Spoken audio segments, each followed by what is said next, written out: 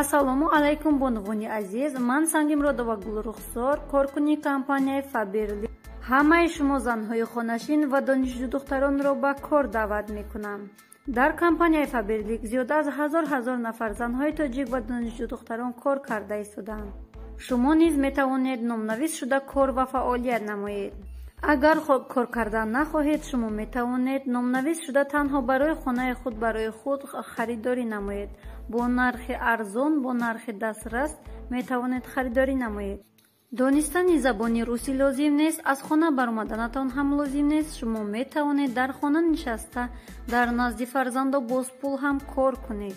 Ягон ҷои қиниш нест, то ба маошҳои хуб расиданатон мо дастгирӣ мекунем. Дар 21 рӯз маош дорад, боз бонусҳои калон-калони пулӣ дорад, боз барои шавқманд шудани шумо падаркаҳои зебо дорад. Ба ҳамин номерои ватсаби ман нависед, ман ҳамаашро бо нозукиҳояш ба шумо меомӯзонам.